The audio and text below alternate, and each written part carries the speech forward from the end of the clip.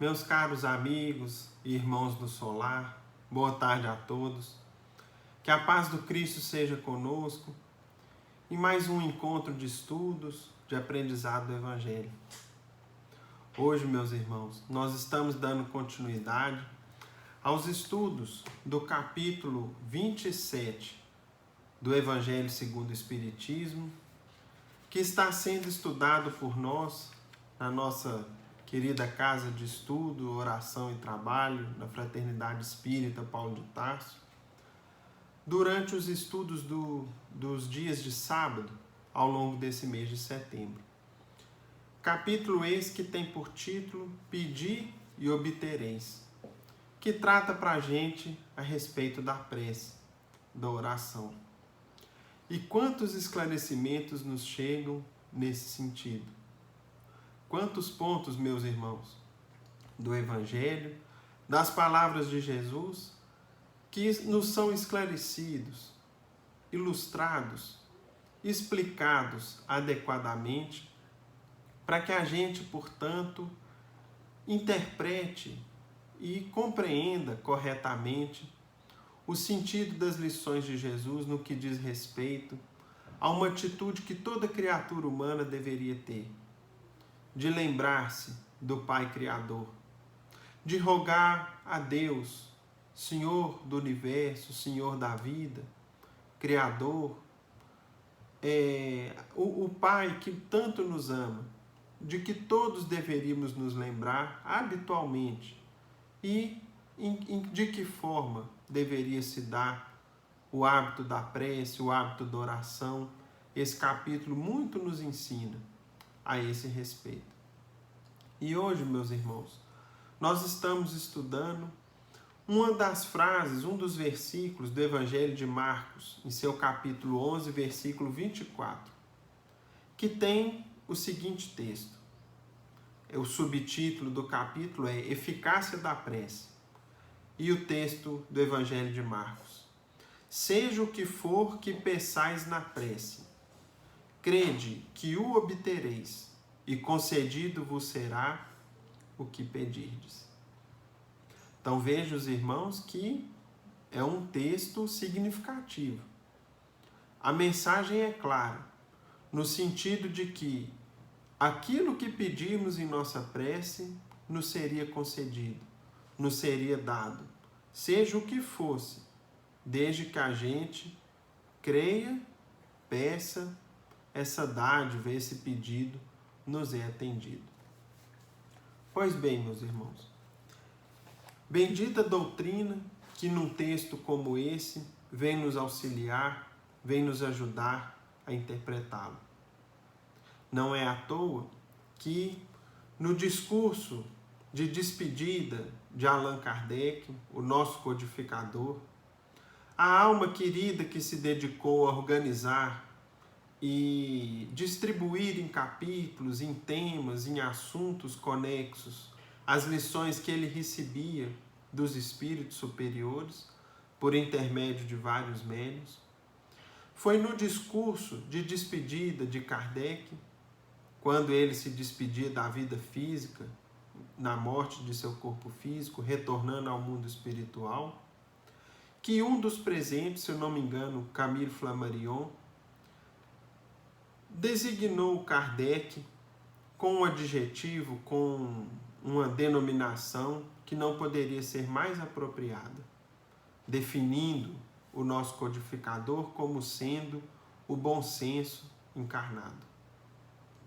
Bom senso, meus irmãos, que ele transpareceu, derramou em suas obras, em seus comentários, em seus trabalhos, para os quais foi designado pelo próprio Cristo, na organização e no advento da terceira revelação divina. Bom senso esse que se aplica especialmente na interpretação desse texto evangélico.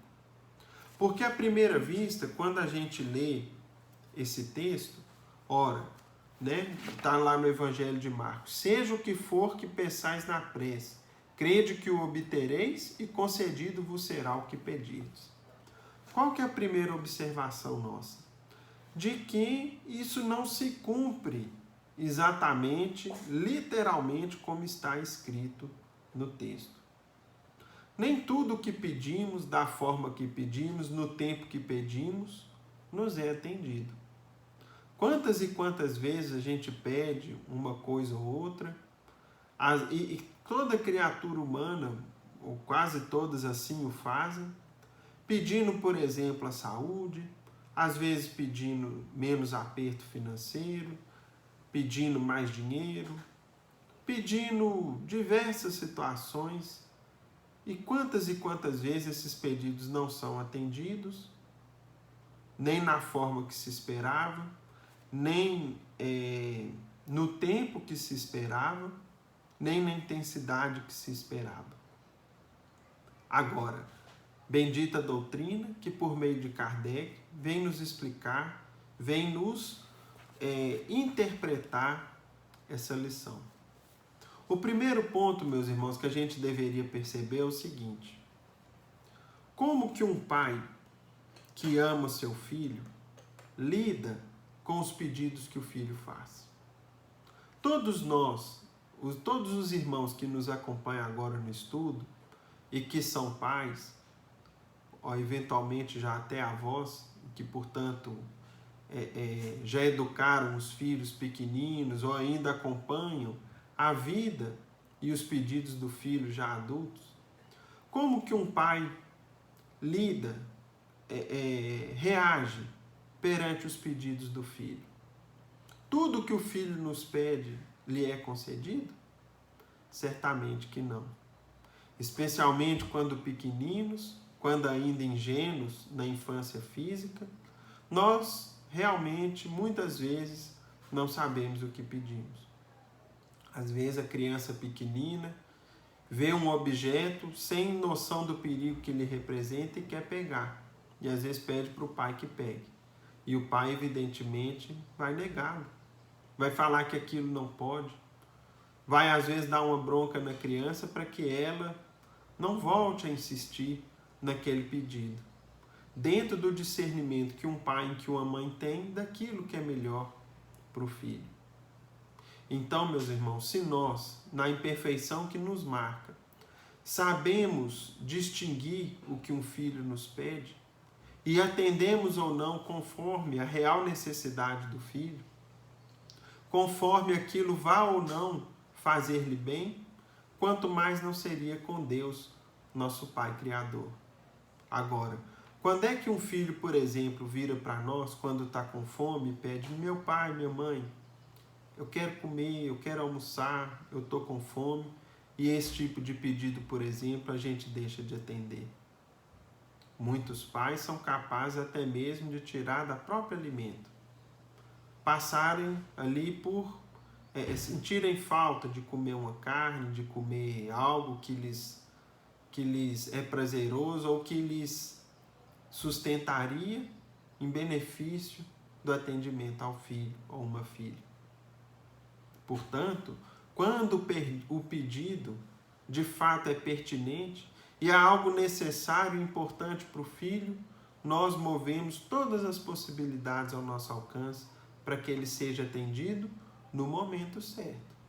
Porque se esse mesmo filho nos pede mais e mais e mais comida para comer em excesso, nós vamos negar-lhe, para que ele ali não passe mal, não entre num problema, por exemplo, de acostumar-se a comer muito e cair num problema de obesidade e de outros distúrbios da saúde.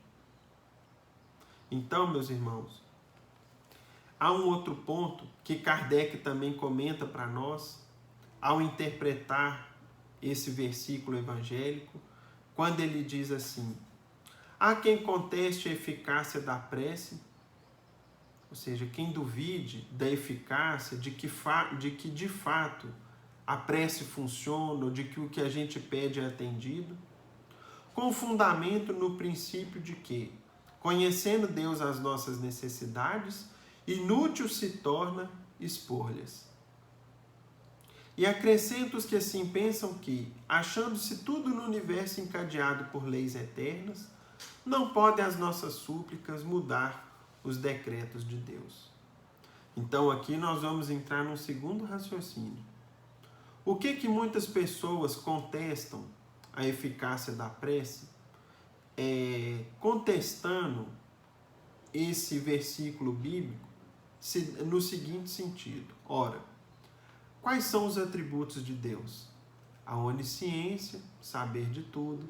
A onipotência, que é tudo poder. Ou seja, Deus tem todo o poder e pode fazer qualquer coisa que a gente possa imaginar. E, portanto, se Deus tudo sabe e tudo pode, Ele, portanto, conhece as minhas necessidades, conhece aquilo que eu preciso e pode perfeitamente atendê-las. Para que então pedir? É o que muita gente contesta. E acrescentam a isso, meus irmãos, o seguinte: olha, tudo que precisa, ou seja, os que assim pensam, normalmente acrescentam esse raciocínio o seguinte: ora, achando-se tudo no universo encadeado por leis eternas, não podem as nossas súplicas mudar os decretos de Deus. Ou seja, tudo que está acontecendo é por vontade de Deus. Então, como que um pedido meu vai alterar a vontade do Pai Criador? E aí, ou seja, postas essas objeções e esses argumentos, Kardec inicia a explicação e os comentários em torno dos mesmos. Sem dúvida alguma, há leis naturais imutáveis que não podem ser mudadas ao capricho de cada um.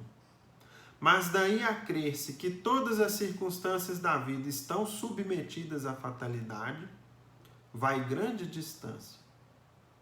Se assim fosse, nada mais seria o homem do que instrumento passivo, sem livre-arbítrio e sem iniciativa. Então, meus irmãos, nesse ponto, nós precisamos compreender o seguinte. Especialmente quando na doutrina espírita, nós aprendemos o seguinte, que os principais fatos e circunstâncias da vida foram programados por nós ou por aqueles que nos tutelam, que nos assistem, que zelam pela nossa evolução espiritual. Os principais fatos. Isso não significa, meus irmãos, que todos os detalhes da vida estejam previamente definidos, já esteja tudo definido nos detalhes como vai acontecer. Porque se assim fosse, onde estaria a nossa liberdade, o nosso livre-arbítrio? Onde estaria o meu direito de escolha por um caminho A ou B? Por fazer ou deixar de fazer alguma coisa, se tudo o que eu vou passar estivesse já pré-definido em seus detalhes. Então, nós precisamos compreender muito esse ponto. O Espiritismo não nos ensina que tudo é o destino, que já está tudo marcado, que já está tudo escrito, como se a gente não tivesse qualquer escapatória àquilo que Deus havia determinado por acontecer. Não é assim que se dá. Nós, quando preparamos a nossa atual reencarnação, programamos os principais pontos, as principais circunstâncias que nós vamos passar, conforme as necessidades do nosso espírito. Agora, meus irmãos, isso não significa que são fatalidades, que são pontos aos quais nós vamos cumprir, queiramos ou não. Pelo contrário. Inúmeras programações feitas por nós não são cumpridas, seja pela nossa desídia, seja pela nossa invigilância, seja pela nossa, eventualmente, preguiça, pela nossa conduta, pelas escolhas que nós fazemos. E, portanto, muito daquilo que a gente programa, às vezes não acontece, deixa de acontecer pelas nossas ações. E, portanto, nem tudo que nos acontece está previamente definido. Pelo contrário, elas se definem à medida que a gente age, à medida que as nossas ações se sucedem. Aí os acontecimentos vão se encadeando. Nessa hipótese, só lhe caberia curvar a cabeça ao jugo dos acontecimentos, sem cogitar de evitá-los. Não devera ter procurado desviar o raio, ou seja, como se tudo tivesse que acontecer. Não é assim que nós aprendemos, aqueles que estudam e compreendem melhor a doutrina. Deus não lhe deu a razão e a inteligência para que ele as deixasse sem uso, a vontade para não querer, a atividade para ficar inativo. Sendo livre o homem de agir num sentido ou noutro, seus atos lhe acarretam e aos demais consequências subordinadas ao que ele faz ou não. Há, pois, devidos à sua iniciativa, sucessos que forçosamente escapam à fatalidade e que não quebram a harmonia das leis universais. Do mesmo modo que o avanço ou o atraso do ponteiro de um relógio não anula a lei do movimento sobre a qual se funda o mecanismo. Conclusão. Possível é, portanto, que Deus aceda, ou seja, atenda a certos pedidos, sem que isso perturbe a imutabilidade, ou seja, sem alterar as leis que regem o conjunto, que regem o universo, que regem a natureza, subordinada sempre essa anuência à sua vontade. Portanto, meus irmãos, pedirmos a Deus o de que precisamos, ligarmos o nosso pensamento ao Pai, lhe abrindo o coração, falando-lhes das nossas angústias, preocupações e sofrimentos e pedir ajuda é algo absolutamente natural. Tal como todo pai quer que o filho procure para abrir seu coração com ele, toda mãezinha quer que o filho lhe fale o motivo das suas lágrimas, dos seus sofrimentos, das suas preocupações, e quantas vezes está ao seu alcance algo fazer para que esses sofrimentos, esses problemas sejam resolvidos, o sofrimento atenuado e assim, portanto, se livre aquele filho da angústia, do mal que o atormenta, que o toca. Assim é Deus conosco. Nós devemos procurar o Pai, pedir-lhe ajuda, pedir-lhe amparo. Agora, meus irmãos, nem tudo o que pedimos nos é atendido da forma, no momento ou na intensidade que esperamos. Porque tal como a criança que muitas vezes não sabe o que lhe é bem, o que lhe faz bem, o que lhe convém, o que é bom para ela, assim é Deus conosco. E é nesse instante que Kardec nos esclarece o seguinte: seria ilógico deduzir que basta pedir para obter, e for injusto acusar a providência, ou seja, a Deus, se não concede a toda súplica que se lhe faça, uma vez que ela sabe melhor do que nós o que é para o nosso bem. Como um pai e uma mãe sabem o que é melhor para um filho, Deus também sabe o que é melhor para nós. É como procede um pai criterioso que recusa ao filho que seja contrário aos seus interesses. Em geral, o homem apenas vê o presente. Ora, se o sofrimento é de utilidade para a sua felicidade futura, para a educação do seu espírito, da sua alma eterna, Deus o deixará sofrer, como o cirurgião deixa que o doente sofra as dores de uma operação que vai lhe trazer a cura. E conclui o codificador: o que Deus lhe concederá sempre, isso para todos nós, se ele o pedir com confiança, é a coragem, a paciência, a resignação. Também lhe concederá os meios de se tirar por si mesmo das dificuldades, mediante ideias que fará lhe surgiram os bons espíritos. Portanto, nós podemos sempre pedir a Deus forças, coragem, paciência. Nós devemos sempre, meus irmãos, pedir a Deus que nos inspire quanto ao que fazer, quantas atitudes a tomar, para que nos surjam ideias diante dos problemas e das dificuldades que estamos à volta na nossa vida, porque essa inspiração, essas ideias vão surgir. Para que a gente, portanto, mediante o nosso esforço, a nossa luta, o nosso sacrifício, a renúncia de uma série de outras coisas da nossa vida, que a gente obtenha aquele objetivo que a gente almeja, para que a gente consiga solucionar um problema ou os problemas que nos visitam, fruto das nossas próprias ações. Entretanto, as mais das vezes, o que o homem quer é ser socorrido por milagre, sem despender o mínimo esforço. E aí é nesse ponto que as pessoas se desapontam. A gente às vezes busca milagres, busca soluções fáceis, imediatas, urgentes para os nossos pedidos. E isso, meus irmãos, muitas vezes não é o melhor para nós. Quantas e quantas vezes uma situação de dificuldade material, por exemplo, vai nos ensinar a repensar as nossas necessidades, a simplificar a vida, a mudar os hábitos das pessoas que estão à nossa volta e que dependem de nós. Quantas e quantas vezes, por exemplo, uma enfermidade do corpo vai nos impedir a prática do mal, vai nos fazer repensar conceitos, repensar atitudes, repensar condutas, adquirirmos o hábito da prece, desenvolvermos a paciência e tantas outras virtudes que são necessárias para o nosso espírito.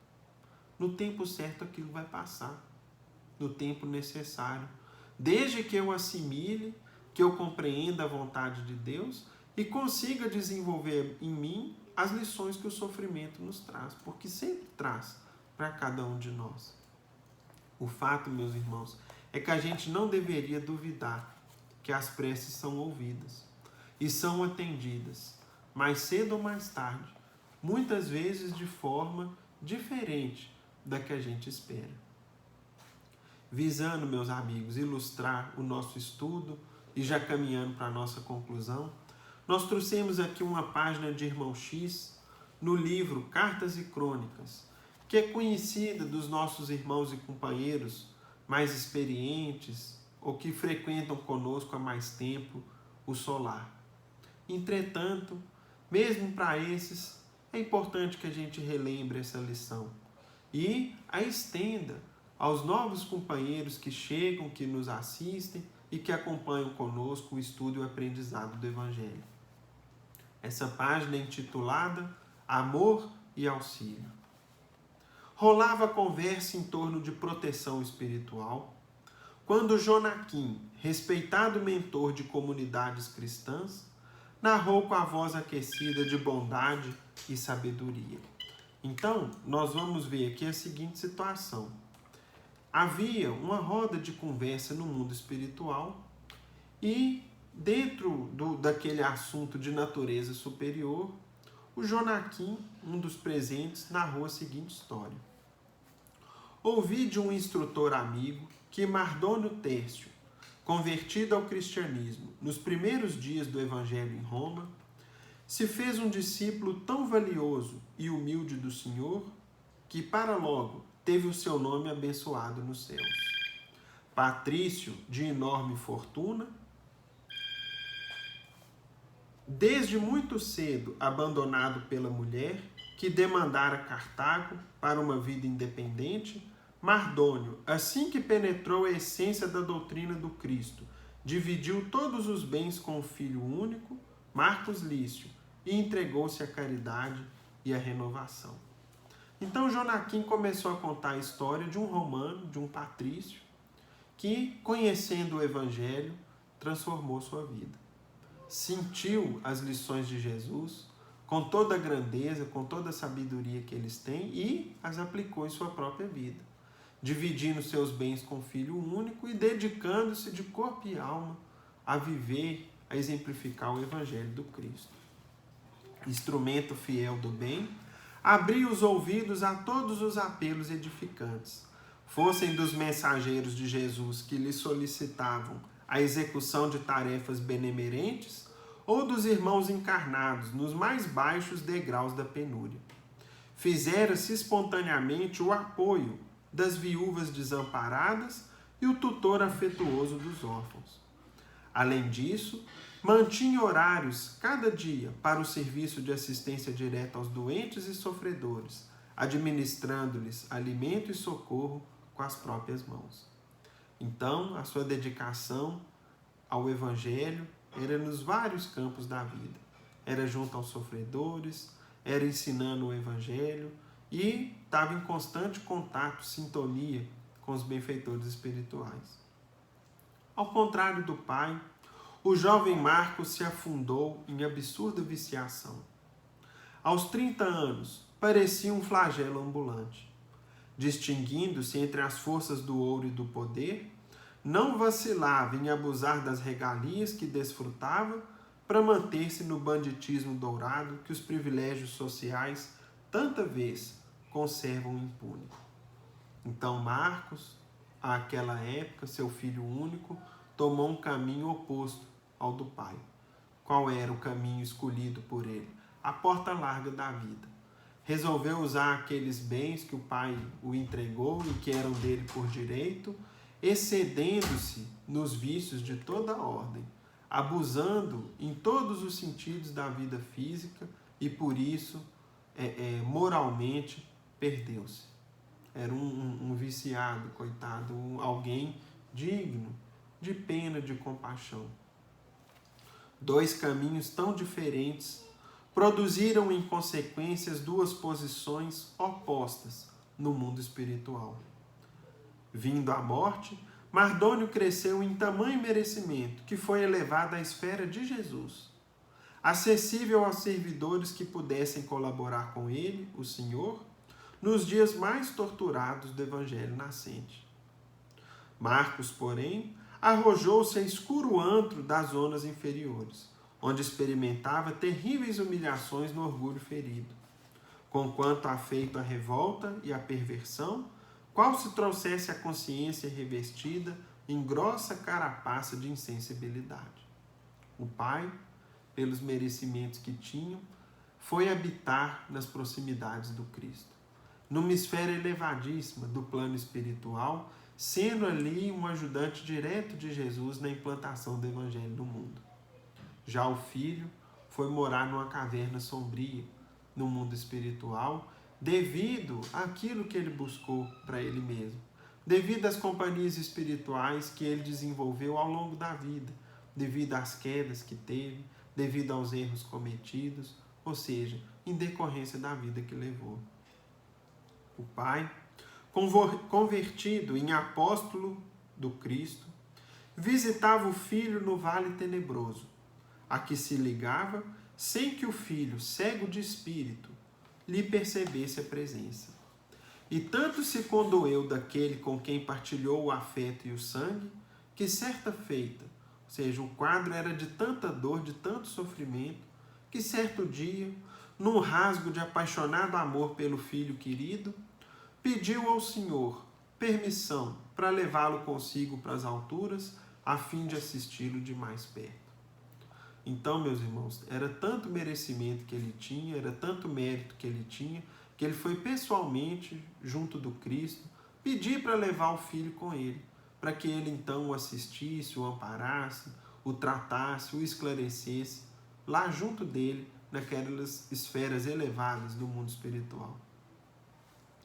Jesus sorriu compreensivo e permitiu, diante da ternura ingênua do devotado cooperador, e antes que amigos experientes lhe administrassem avisos, ou seja, antes que seus companheiros, os seus pares naquela região de trabalho, de venturas, das altas esferas do mundo espiritual, lhe falassem quanto aos problemas que iriam ocorrer com aquela situação, lá se foi Mardônio para a cava sombria, onde o filho se embriagava de loucura e ilusão. Renteando com Marcos, positivamente distante de qualquer noção de responsabilidade, aplicou-lhe passes magnéticos, anestesiou-lhe os sentidos e, tão logo beneficiado, adormeceu, colocou-o nos ombros como se fosse uma carga preciosa e, com imensos cuidados, transportou-o para os céus. É o sentimento de um pai com um filho. É um verdadeiro tesouro, uma carga preciosa. Quantos e quantos paizinhos e mãezinhas da terra trocariam inúmeras situações que a vida lhes oferece para terem novamente a companhia do filho, para amenizarem o sofrimento e as dores que um filho passa. Muitos pais e mães são capazes de ceder a própria vida para que o filho viva, para que o filho cresça, para que o filho esteja ali forte, saudável, aprendendo e dando seguimento à sua vida física. E assim, com todo esse amor, com todo esse carinho, que eram próprios de um coração cheio de amor e de ternura, levou seu filho adormecido junto dele para as esferas onde ele habitava. Instalado num dos sítios mais singelos do plano superior, O recém-chegado, porém, usufruía luz mais radiante que a do dia terrestre. E tão depressa acordou sob o encantamento do pai, e, ao ver-se coberto de fluidos repugnantes, que lhe davam a impressão de ser um doente mergulhado em lama, Marcos se confrontou com os circunstantes, ou seja, ele percebeu a si mesmo, devido aos fluidos, às vibrações que ele tinha, ele se assemelhava a uma pessoa que houvesse saído de um pântano, todo enlameado, todo sujo, todo imundo. Marcos então brigou com os presentes, que se moviam em corpos frágeis, tênues e luminosos, e passou a gritar impropérios e insultos. Ao pai, que tentou reconfortá-lo, procurou esbofetear sem misericórdia, afirmando que não pediu e nem queria aquela mudança. Exortado a respeitar o nome e a casa do Senhor, injuriou o ambiente com palavras e ideias de zombaria e ingratidão. Parecia uma fera solta, buscando sujar uma fonte de luz. Interferiram então os amigos, e o rebelado caiu de novo em prostração, sob hipnose benéfica. Jonaquim fez longo intervalo, ou seja, eles tiveram então que aplicar o magnetismo nele, adormecê-lo novamente, para poder levá-lo para a região de sofrimento onde ele se encontrava, de onde ele foi tirado. Jonaquim fez longo intervalo e, daí a pouco, um dos presentes perguntou-lhe: e daí? Mardônio se viu, então, proibido de amparar o filho a quem amava? O instrutor explicou: olha, meus amigos, Mardônio acabou compreendendo que nem Deus violenta filho algum, em nome do bem, e que o bem jamais foge à paciência, a fim de ajudar. Por isso, Mardônio reconduziu Marcos ao antro de onde o arrancou, e sem nada perder em ternura e esperança, até que o filho quisesse ou pudesse de lá sair para novos passos no caminho da evolução, o ex-patrício, por 92 anos consecutivos, desceu diariamente ao Vale das Trevas, oferecendo ao filho, a cada dia, a bênção de uma prece, uma frase esclarecedora e um pedaço de pão. Isso porque, meus irmãos, os espíritos também precisam alimentar-se. Nesse sentido, basta os irmãos lerem, estudarem, por exemplo, o livro Nosso Lar, que ali a gente observa como se dá, por exemplo, a alimentação dos espíritos. Pois bem, durante 92 anos, todos os dias, o pai descia até a caverna onde o filho se encontrava, fazia ali com ele uma prece, falava uma frase que era possivelmente pouco percebida pelo filho e lhe levava também um pedacinho de pão.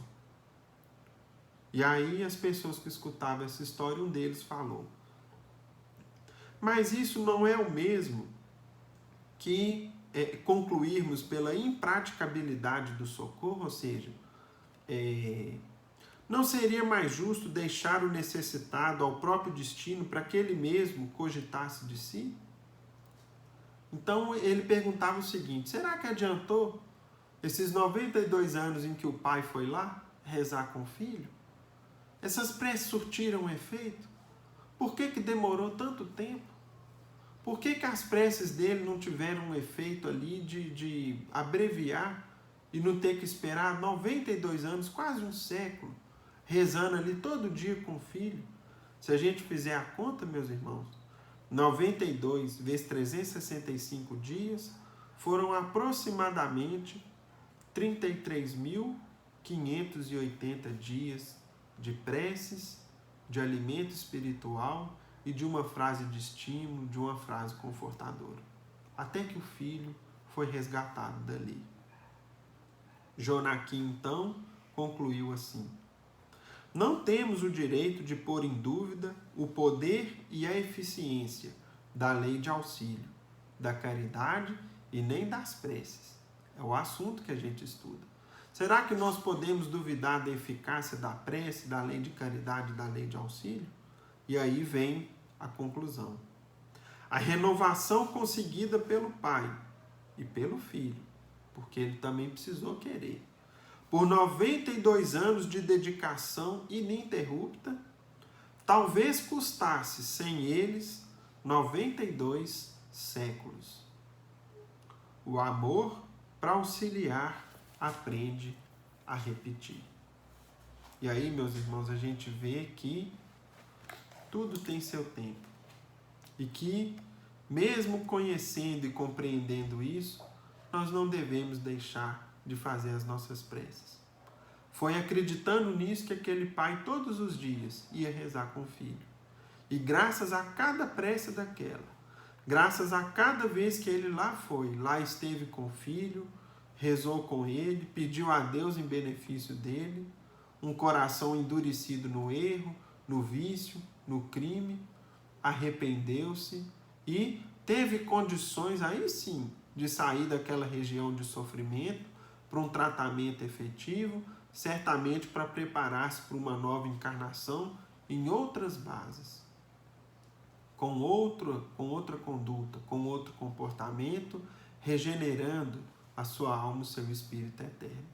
Portanto, meus irmãos, a nossa prece é sempre ouvida, é sempre registrada. E quanto mais merecimento, quanto mais esforços no bem a gente empreende, mais força essa prece tem nos céus. Agora, o que a gente pede nem sempre é atendido no tempo que a gente espera, da forma que a gente espera, ou nas circunstâncias que a gente imagina serem as melhores.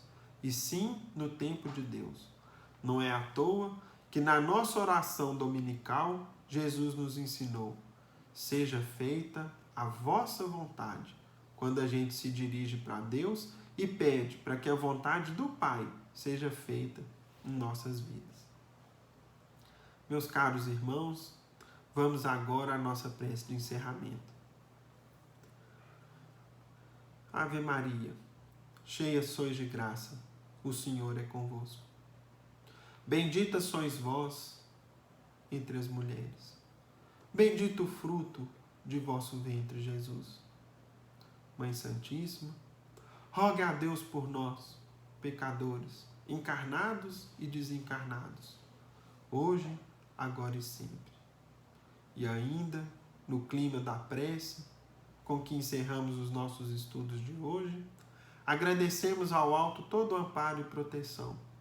E lhe rogamos, Mestre, hoje em especial, pela assistência, o amparo e a proteção ao espírito da nossa querida irmã Valéria, companheira de muitos anos de nossa casa, das nossas escolas de evangelho, e que regressou à pátria espiritual nessa semana.